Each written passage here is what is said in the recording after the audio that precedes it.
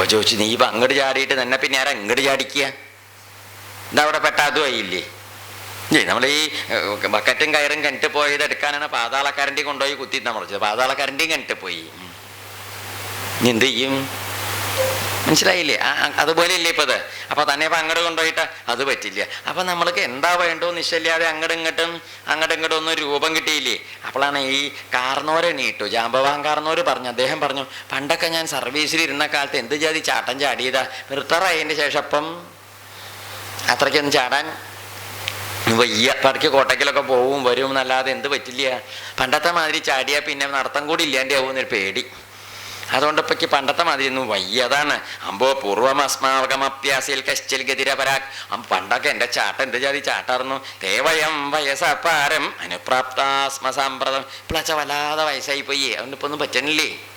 ഞാനുണ്ടല്ലോ പറയില്ലേ, കാരണന്മാര് പറയില്ലേ, തൻ്റെയൊക്കെ ആ പ്രായത്തിൽ ഞാൻ വല്ലാത്ത ജാതി ഇപ്പൊ തന്നെ എങ്ങനെയാ എന്നുവെച്ചാൽ എന്താർത്ഥം? ഇപ്പൊ പ്രായമായിപ്പോ ഒന്നും ഇങ്ങോട്ട് തരാവാതെയായി. അതുകൊണ്ടാണ്. അതിനെന്താ വെച്ചാൽ എന്താ വേണ്ടു, ഇല്ലെങ്കിൽ ഞാൻ ചാടുമായിരുന്നു. ആര് പറഞ്ഞു? ജാമ്പവാൻ പറഞ്ഞു, അങ്ങനെയൊന്നല്ല. എന്താ വെച്ചോ, പണ്ടേ മയാ വൈരോചനേ യജ്ഞേ, പണ്ടാ ബലി മഹാരാജാവിൻ്റെ യജ്ഞത്തിൽ പങ്കെടുക്കാനായിട്ട് ഭഗവാൻ വാമനമൂർത്തിയായിട്ട് അവതരിച്ച കാലത്തൊക്കെ, അന്നൊക്കെ ഞാൻ നല്ല ചെറുപ്പാണേ, 10-25 വയസ്സുള്ള കാലാണ്. വാമനനായിട്ട് അവതരിച്ച ഭഗവാന്റെ കഥകൾ ഞാനാണ് ചെണ്ട കൊട്ടി അറിയിച്ചത്. എല്ലയിക്കലും കൊട്ടിപ്പാടി നടന്നിട്ടേ അമ്പോ അതല്ലേ. പക്ഷെ ഇത് അനീം വൃദ്ധ, അങ്ങനെ ഉണ്ടായത്. ഇത് അനീമഹം വൃദ്ധ. ഞാനിപ്പോൾ വയസ്സനായിപ്പോയി. പ്ലവനേ മന്ദവിക്രമ, ചാടാനൊന്നും പണ്ടത്തെ മാതിരി ഒരു ഉശരില്ലേണ്ടായി. അതാ പറ്റിയത്. യൗവനേ ചതദാസീന്മേ ബലം അപ്രതിമം പരം. ആ യൗവനകാലത്തൊക്കെ എന്തായിരുന്നു എനിക്ക്, അതാ പറ്റിയത്. എന്താ അല്ലേ അമ്പോ 100 യോജനയൊന്നും ചാടണേന് ഒരു വിഷമമൊക്കെ ഉണ്ടായിരുന്നില്ലേ? ആര് പറഞ്ഞു? ഈ വാനരന്മാര് ഇങ്ങനെ പലതും പറഞ്ഞുകൊണ്ടിരിക്കുന്ന സമയത്ത് എല്ലാവരും ഓരോ കഴിവ് പറയുന്നുണ്ട്. അങ്ങോട്ട് ചാടാ മറ്റേ ചാട്ടത്തിൻ്റെ കാര്യമൊക്കെ പറയുന്നുണ്ട്. എല്ലാവരും വലിയ വലിയ കാര്യങ്ങളൊക്കെ പറയുമ്പോഴും നമ്മുടെ ഹനുമാൻ മാത്രം മറ്റേ കല്ലിൻ്റെ മുകളിൽ പാവം രാവിലെ ഒന്നും കഴിച്ചിട്ടില്ല തോന്നുന്നുണ്ട്. ഒരു പ്രത്യേകതയില്ല. അതിങ്ങനെ അങ്ങനെ ഇരിക്കുക. ഒരു എടുപ്പില്ല, നടപ്പില്ല, ഒന്നുമില്ലേ. അപ്പം ഈ ഹനുമാന്റെ ഒരു ശബ്ദം, ഒരൊച്ചപ്പാടും ബഹളം ഒന്നും കേൾക്കാനും ഇല്ല. ഒരു ഉണർവോ ഇങ്ങനെ ഒരു ഉശിര ഒന്നുമില്ലാത്ത 4 8 എന്ത് ചെയ്യണ്ട ഇവിടുന്ന്? ചെറിയ ചെറിയ സാധനങ്ങളൊക്കെ വലിയ വലിയ കാര്യം പറയണ്ട.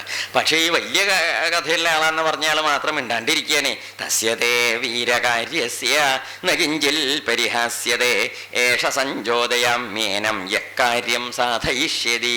അപ്പോഴാണ് നമ്മുടെ കാർന്നോര് ജാമ്പവാൻ കാർന്നോർ എന്ത് ചെയ്തു? ഹനുമാനെ ഒന്ന് നോക്കി, നല്ലോണം നോക്കി. അനങ്ങണില്ലേ കുട്ടിയെ? ഏത് കുട്ടി? ഹനുമാൻകുട്ടി അനങ്ങണില്ല, അവിടെ ഇങ്ങനെ ഇരിക്കുക. അപ്പൊ കാർന്നോരുടെ അടുത്തേക്ക് ചെന്നു. തത പ്രതീതം പ്ലവതാം വരിഷ്ഠ അല്ലേ? എങ്ങനെ? തത പ്രതീതം പ്ലവതാം വരിഷ്ഠം ഏകാന്തമാശ്രിത്യ സുഖോപവിഷ്ടം സഞ്ചോദയാമാസ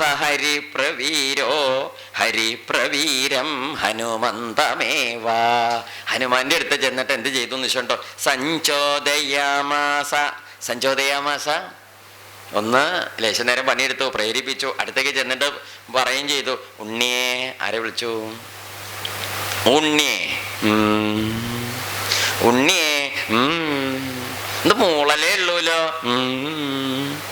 അത് പറ്റില്ല. എന്താ അന്തല്യായ? വീര വിളിച്ചു. വീര വാനരലോകസ്യ സർവശാസ്ത്രവിദം വര തൂഷ്ണീം ഏകാന്തമാശ്രിത്യ ഹനുമൻ കിം ന ജൽപസി.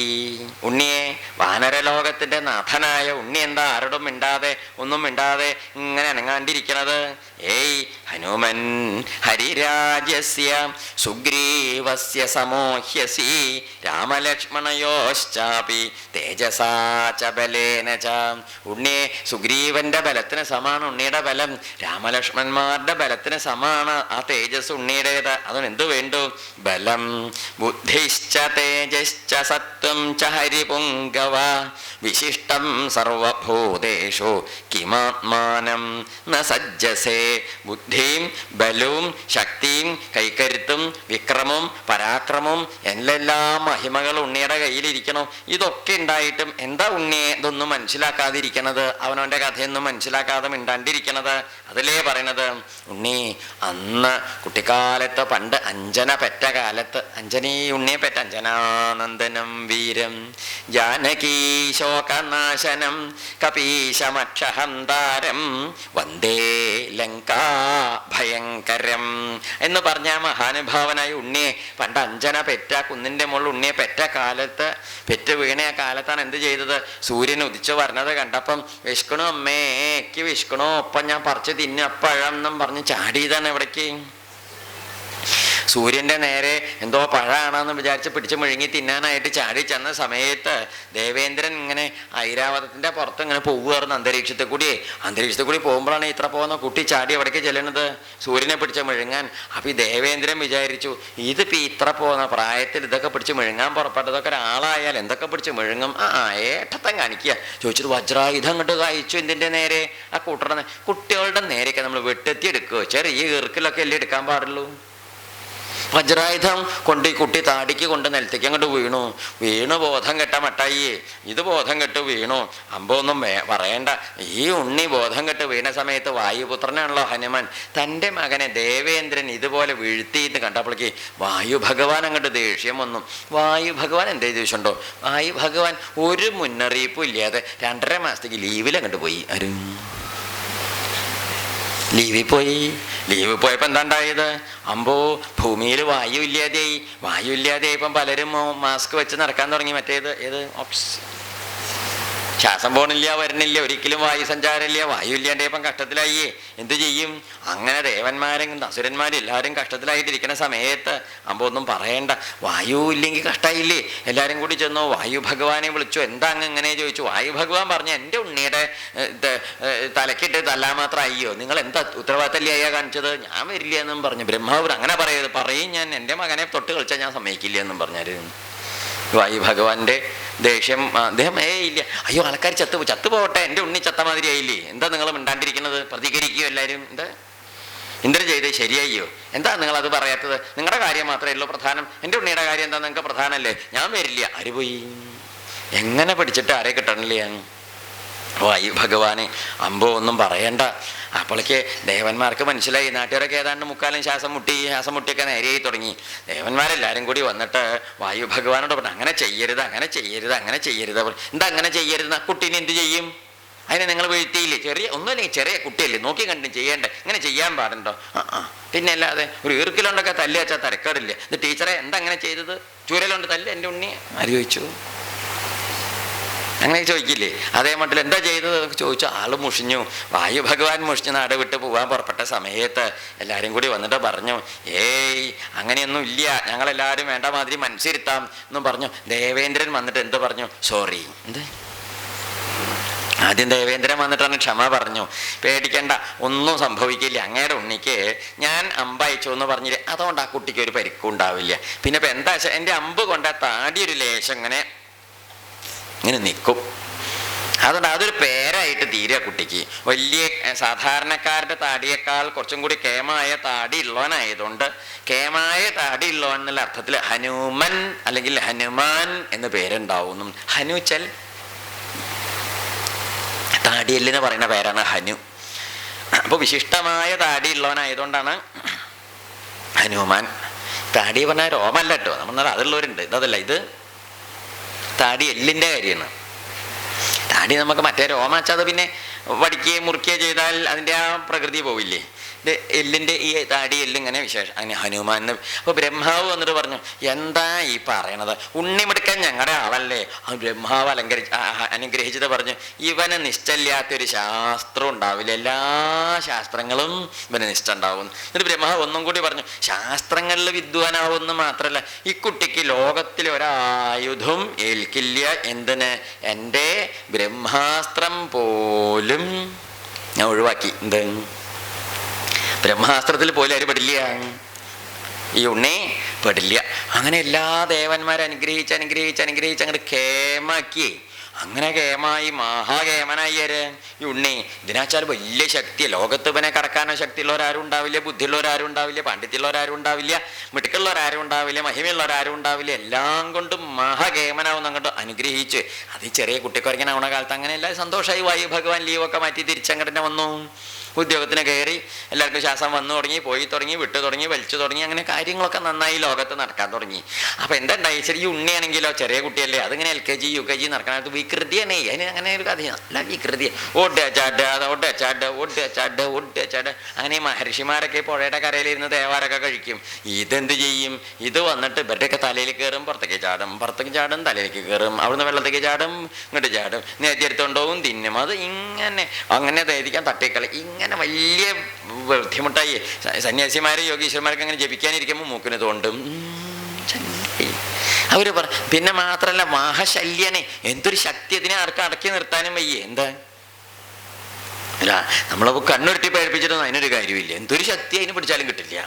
മഹർഷിമാര് ഇങ്ങനെ ചിന്തിച്ച്, ചെറിയ കുട്ടിയാണ് പറഞ്ഞിട്ട് കാര്യമില്ല. എന്താണെന്നറിയോ, ഉപദ്രവം അല്ലാണ്ട് ഉണ്ട്, ഒരു കാര്യം നേരെ നടക്കണ്ടേ. മഹർഷിമാരെന്ത് ചെയ്തു, പറഞ്ഞു, നീയേ നിനക്ക് നിൻ്റെ ആ ശക്തിയും പ്രഭാവവും ഓർമ്മയില്ലാണ്ട പോട്ടെ. ആര് ശപിച്ചു? മഹർഷിമാര്. അതിൻ്റെ ശേഷം ഈ കുട്ടി എന്തായി, ആശ്രമത്തിലൊക്കെ രാവിലെ വരും, എന്നിട്ടോ ഇങ്ങനെ ഇരിക്കും. അങ്ങനെയേ അങ്ങനെ ഇപ്പം അഞ്ജന വല്ലാതെ, അഞ്ജന പറഞ്ഞു, എൻ്റെ ഉണ്ണി ഇങ്ങനെ മന്ദബുദ്ധിയായില്ലോ, വല്ലാത്ത വിഷമായി. ഇപ്പം അഞ്ജനയ്ക്കൊക്കെ വലിയ സങ്കടമായി.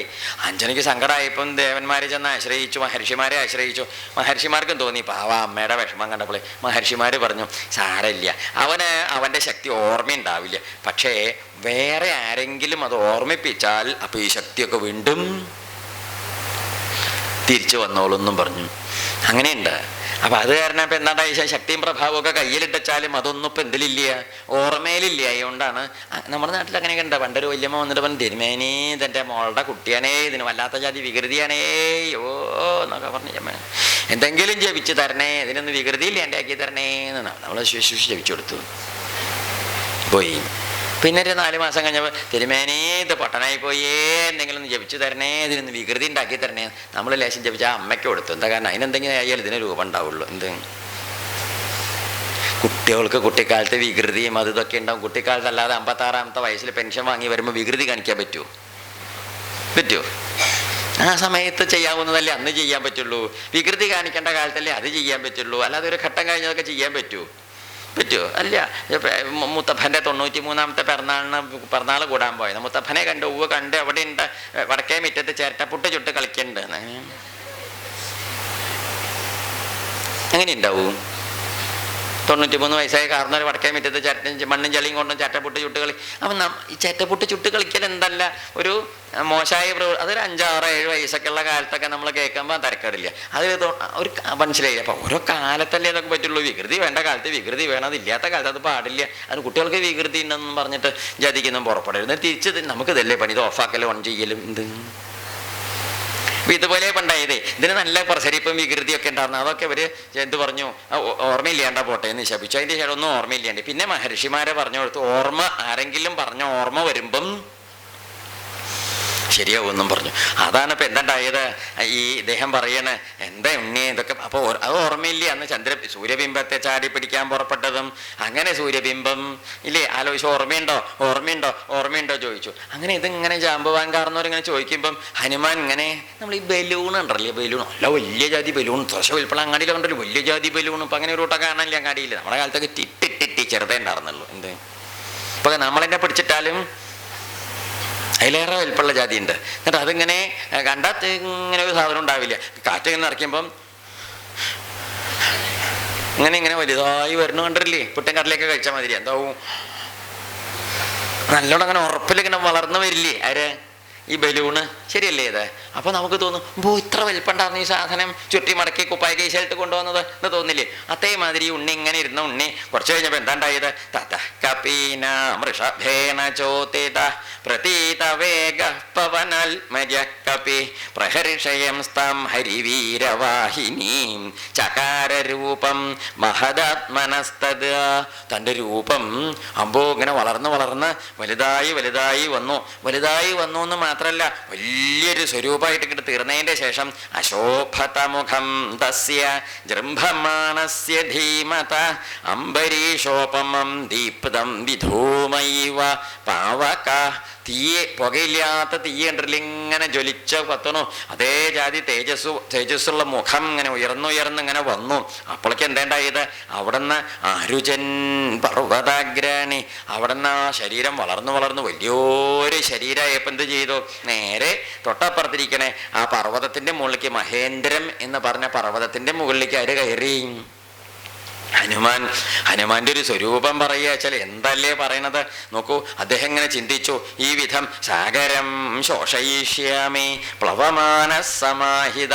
ഈ കടല് വേണമെങ്കിൽ ഞാൻ ഇപ്പോൾ വറ്റിക്കുന്നൊക്കെയുള്ള മട്ടായി. അമ്പരൂപം അങ്ങോട്ട് മാറി. വൈനതേയസ്യ വാ ശക്തി മമ. നോക്കൂ, വൈനതേൻ ഗരുഡന്റെ ശക്തി എനിക്ക്, മാരുതസ്യ വാ വായുവിന്റെ ശക്തി ഉണ്ട് എനിക്ക്, ഹൃദേ സുപർണരാജാനം മാരുതം വാ മഹാബലം. ഈ മഹാബലാണ് എൻ്റെ കയ്യിലിരിക്കുന്നത്. മാത്രല്ല എൻ്റെ ഈ പുറപ്പാട് താൻ നോക്കൂ എങ്ങനെ. ഭവിഷ്യതിഹിമേ രൂപം പ്ലവമാനസ്യ സാഗരം വിഷ്ണോ പ്രക്രമമാണസ്യ തദ്യാത്രീൻ വിക്രമാനിവ. പണ്ട് 3 അടി കൊണ്ട് ലോകം വന്ന വിഷ്ണുവിൻ്റെ പുറപ്പാടുണ്ടായില്ലേ, അതുപോലെ ഇപ്പം ഞാൻ പുറപ്പെടും പറഞ്ഞ് നോക്കൂ. ബുദ്ധ്യാജാഹം പ്രപശ്യാമി. ബുദ്ധി കൊണ്ടപ്പം ഞാൻ കാണുന്നത്. മനശ്ചേഷ്ടാചമേ തഥാ അഹം ദ്രക്ഷ്യാമി വൈദേഹീം. പോയി ഞാൻ ആരെ കാണും? സീതയെ ഞാൻ കാണും. പ്രമോദധ്വം പ്ലവംഗമാഹ. വാനരന്മാരെ സന്തോഷിച്ചോളൂ കേട്ടോ. എന്താ വെറുതെ പരവശപ്പെടണ്ട, എല്ലാവരും സന്തോഷിച്ചോളൂ. ഞാൻ പോയി കാണും. ലങ്കാം വാപി സമുൽക്ഷിപ്യ ഗച്ഛേയമിതി മേ മതി. ഒരു പക്ഷേ ഞാൻ തിരിച്ചു വരുമ്പോൾ ലങ്ക എൻ്റെ അടുത്ത കയ്യിലെ പൊതിയിലുണ്ടാവും. സൂക്ഷിച്ചോളൂ. എന്താണ്? ചിലപ്പോൾ ഞാൻ പലഹാരപ്പൊതി കൊണ്ടുവരുന്ന മാതിരി മുറുക്കാപ്പൊതി കൊണ്ടുവരുന്ന ലാഘവത്തോടെ എന്തെങ്കിലും കൊണ്ടുവന്നു വരും. ലങ്കയെ ഞാൻ കൊണ്ടുവന്നു വരും. അതുകൊണ്ട് സൂക്ഷിച്ചോളൂ എന്ന് പറഞ്ഞിട്ട് തമേവം വാനരശ്രേഷ്ഠം ഗർജന്തം അമിതപ്രഭം. അത് പറഞ്ഞൊന്ന് ഗർജിച്ചു. ആര്? ഈ ഹനുമാനെ. അമ്പോ എന്തല്ലേ. അപ്പോഴല്ലേ എന്താണ്ടായത്? ജാമ്പവാൻകാരനോട് പിന്നെയും പറഞ്ഞു, വീര ഉണ്ണിയെ മിടുക്ക. ആരെ വിളിച്ചു? വീര കേസരിണ പുത്ര ഹനുമൻ മാരുതാത്മജ ജ്ഞാതീനാം വിപുലശോകസ്ത്വയാതാപ്രണാശിത. ഉണ്ണിയെ, ഈ ബന്ധുക്കളായ വാനരന്മാരുടെ ഞങ്ങളുടെ ഈ ശോകം താപം ദുഃഖം നീയായിട്ടില്ല എൻ്റെയൊക്കെ.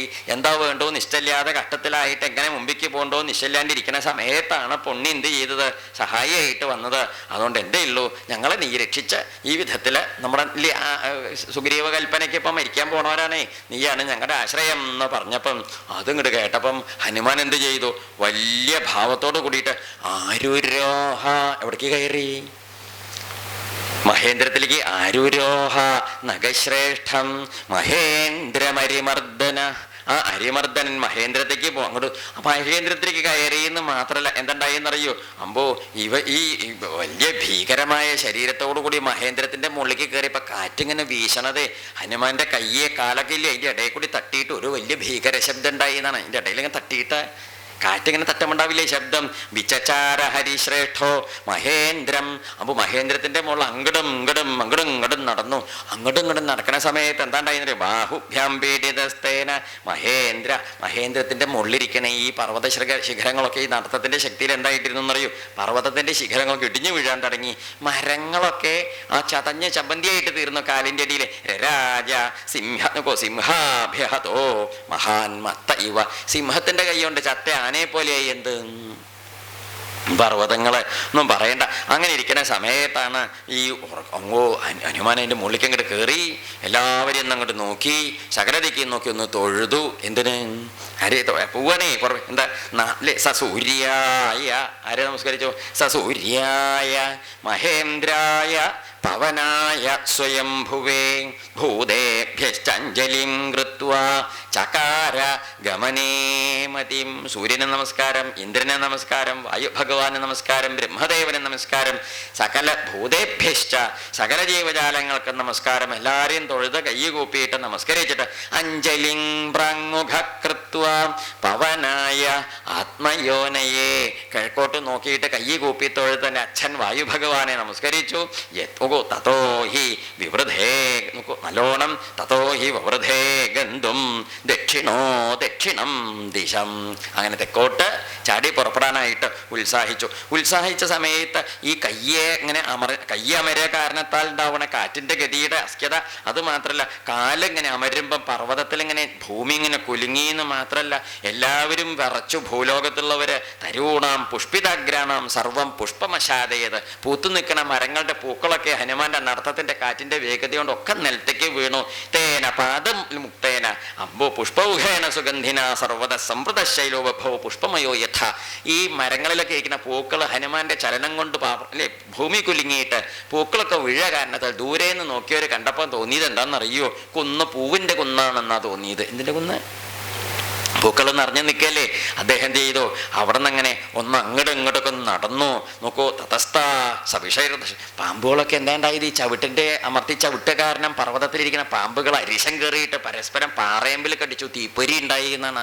അങ്ങനെ വീണ്ടും അങ്ങോട്ട് ഇങ്ങോട്ട് നടക്കുമ്പോൾ പർവ്വതത്തിൽ ഇങ്ങനെ ചവിട്ടുന്ന സമയത്ത് വെള്ളം ഇങ്ങനെ തെറിച്ചങ്ങോട്ട് പുറപ്പെട്ടു വന്നു. പർവ്വതത്തിന്റെ അടിയിലിരിക്കുന്ന ജലമൊക്കെ ഇങ്ങനെ തെറിച്ച് അത്രയ്ക്ക് മർദ്ദം ഉണ്ടായിരുന്നു. ഭിദ്യതേയം ഗിരിർഭൂതൈർമത്വാ തപസ്സിന, താപസന്മാരൊക്കെ വിചാരിച്ചു പർവ്വതം തകർന്നു എന്ന്. ത്രസ്ത വിദ്യാധരസ്തസ്മാലുത്പേതു സ്ത്രീകണൈ സഹ, യക്ഷകിന്നര ഗന്ധർവ കിംപുരുഷാരണ വിദ്യാധരാദികളൊക്കെ വന്ന് നോക്കി നിന്ന് ഈ കാഴ്ച കാണാനായിട്ട്. അമ്പോ ഒന്നും പറയേണ്ട. എന്തേത് നോക്കൂ, ബാഹൂ സംസ്തംഭയാമാസ, കയ്യൊന്നങ്ങോട്ട് ഉറപ്പിച്ചു മുകളിലേക്ക്. മഹാപരിഘസന്നിഭൗ, ഇരുമ്പലക്ക പോലെയുള്ള കയ്യെ. ആസസാദ കപി കട്ടിയാം ചരണോ സഞ്ചുകോപച്ച, കൈ രണ്ടും കട്ടിയാം അരയിലിങ്ങോട്ട് പിടിച്ചു, കാലൊന്ന് ഒതുക്കി വെച്ചു. എന്നിട്ടോ സംഹൃത്യ ചഭുജൗ ശ്രീമാൻ, കയ്യും എല്ലാം ഇങ്ങോട്ട് പൊക്കി ഒതുക്കി ഇങ്ങോട്ട് വെച്ച ചാടാനുള്ള പുറപ്പാടിന് ശ്രീ തഥൈവച്ച ശിരോധരാം, മുടിയൊക്കെ ഇങ്ങനെ കണ്ടാൽ പദ്ഭ്യാം ദൃഢമസ്ത, കാലൊന്ന് ഒതുക്കി നേരെയാക്കി. നികുഞ്ചിച്ച കർണോ, ചെകിട്ട് നിങ്ങോട്ട് ഉറപ്പിച്ച് അടുത്തേക്ക് ഇങ്ങനെ നിർത്തി. എന്നിട്ടോ യഥാ രാഘവ നിർമുക്ത ശരശ്വസന വിക്രമ, എപ്രകാരത്തിലാണോ രാമന്റെ അല്ലെ അവനാഴിന്നെടുത്ത അസ്ത്രം ഈ വില്ലിന്റെ മുകളിൽ നിന്ന് പറന്നു പോണത്, ഗച്ഛേത് പുറത്തേക്ക് പോണത്, ത്വദ്ഗമേഷ്യാമി അതുപോലെ എൻ്റെ പുറപ്പാടുതാ, ഞാൻ അതുപോലെ അസ്ത്രം പോണ മാതിരി എങ്ങോട്ട് പോവും, ലങ്കയിലേക്ക് പോവുകയാണ് എന്ന് പറഞ്ഞിട്ട് ഒന്നുകിൽ ഞാൻ സീതയെ കണ്ടുവരും അല്ലെങ്കിൽ ഞാൻ സീതയെ കൊണ്ടുവരും എന്ന മട്ടില്. നോക്കൂ, ചിലപ്പം ലങ്കയോട് കൂടിയിട്ട് രാവണനെ തന്നെ ഞാൻ കൊണ്ടുവന്നു എന്ന് വരും എന്ന് പറഞ്ഞ് ആനയിഷ്യാമി വാലങ്കാം സമുത്പാദ്യ സരാവണം, രാവണനെ തന്നെ ചിലപ്പം കൊണ്ടുവന്നു പോരും, ഞാൻ ഇങ്ങടെ എന്നിട്ട് ഒറ്റയ്ക്ക് പോന്നു എന്ന് വരില്ല എന്നൊക്കെ പറഞ്ഞ പർവ്വതത്തിന്റെ മുകളിൽ നിൽക്കണ കാലൊക്കെ എന്താ ജാതി കയ്യൊക്കെ എന്ന് പറഞ്ഞാൽ അപ്പോൾ ഒന്നും പറയണ്ട. സാക്ഷാൽ പർവ്വതത്തിന്റെ മുകളില് വേറൊരു പർവ്വതം നിൽക്കണ മാതിരി ആ കയ്യും കാലൊക്കെ എങ്ങനെ ഇരുമ്പലക്ക പോലെയുണ്ട്. ഏതുപോലെ? അതല്ലേ ആ തുട്ടകള്ളം മുട്ടമയിലതി ഗംഭീരം ലങ്കാപുര ഗോപുരമതിലു തകർത്തൊരു ജംഘായുകളം പരിഖത്തൊടുപട്ട പൊരുത്തീട്ടിന്റെ പൃഥുതര കരദണ്ഡമകുണ്ടം. അമ്പോ എന്തൊരു ജാതി സ്വരൂപാണ് പറയുന്നത്. ആ സ്വരൂപത്തോടു കൂടി നിവർന്ന് നിന്നിട്ട് ഉത്പപാതാഥ വേഗേന വേഗവാൻ അവിചാരയൻ, പർവ്വതുന്നൊരൊറ്റ ചാട്ടം കണ്ട് ചാടി തെക്കോട്ട് കടലിന്റെ മുള്ളിൽ കൂടി ആര് ഈ വാനരശ്രേഷ്ഠൻ. സുപർണമിവജാത്മാനം മേനേ സ കപി കുഞ്ചര, ഗരുഡനാണ് താൻ കുറച്ചേരം ആര് കണക്കാക്കി, ഹനുമാൻ അങ്ങോട്ട് കണക്കാക്കി പറന്നങ്ങോട്ട് പോയി. പ്രസ്ഥിതം ദീർഘമധ്വാനം സുബന്ധുരിവ ബന്ധവാഹ, നമ്മുടെ ഒരു ബന്ധു വേറെ രീതിക്ക് പോണ സമയത്ത് ബന്ധുക്കൾ ഇങ്ങനെ കൂടെ പോവില്ലേ കുറച്ച് ദൂരേക്ക്, അതേ ജാതിയില് ഈ ഹനുമാൻ ചാടാൻ പുറപ്പെട്ട സമയത്ത് പർവ്വതത്തിലെ വലിയ വലിയ വലിയ മരങ്ങള് വേരോടെ പിഴുത് ഹനുമാന്റെ കൂടെ ആകാശത്തേക്ക് പോയി. ഹനുമാൻ അങ്ങോട്ട് പോയപ്പം താഴേക്ക് ഇങ്ങോട്ട് വീണു എന്നാ പറയുക. അമ്പടോ, എന്തല്ല ചാട്ടത്തിന്റെ ശക്തിയാ പറയുന്നത്. ഇങ്ങനെ ഈ പർവ്വതങ്ങളൊക്കെ താഴേക്ക് താഴേക്ക് വന്ന് വീണപ്പോൾ പർവ്വതങ്ങളിലിരിക്കുന്ന വൃക്ഷങ്ങളുടെയും വള്ളികളുടെയും പൂക്കളിൽ ഈ പൂക്കളൊക്കെ ഹനുമാന്റെ കൂടെ പറന്നു പോയി. ഹനുമാൻ അങ്ങോട്ട് പോയപ്പം ഒപ്പം എത്താൻ സാധിക്കാതെ പൂക്കളൊക്കെ കടലിൽ വന്നു വീണു. ആ നീലക്കടലില് ഈ മഞ്ഞയും പച്ചയും ചുവപ്പും അങ്ങനെയുള്ള പലജാതി നിറങ്ങളുള്ള പൂക്കൾ കണ്ടാൽ എന്ത് തോന്നും? ആകാശം ഇതുപോലെ രത്നഖചിതമായ ആഭരണം പോലെ, നക്ഷത്രഖചിതമായ ശരത്കാലത്തെ ആകാശം പോലെ എന്ത് ശോഭിച്ചു? ആ കടല് മനോഹരമായിട്ട് ശോഭിച്ചു എന്ന് പറയും. അങ്ങോട്ട് പറന്ന് ചാടി അങ്ങോട്ട് പോയി. അമ്പൊന്നും പറയണ്ട, ഹനുമാൻ ഒരൊറ്റ പോക്ക്. ഹനുമാൻ ഇങ്ങനെ ചാടി ഉണ്ടെന്ന് അങ്ങോട്ട് പോണ സമയത്ത് നേരെ പോവുകയാണ്. ഒരു ദിക്കിലും മേഘങ്ങളൊക്കെ ആണെങ്കിലോ മേഘമാലയുടെ കൂട്ടത്തിൽ കൂടി ഇങ്ങനെ പോകുമ്പോൾ മേഘങ്ങളൊക്കെ പിന്നാക്കം അങ്ങനെ പോവുകയാണ്. അത്ര വേഗതയിലാണ് പോണത്.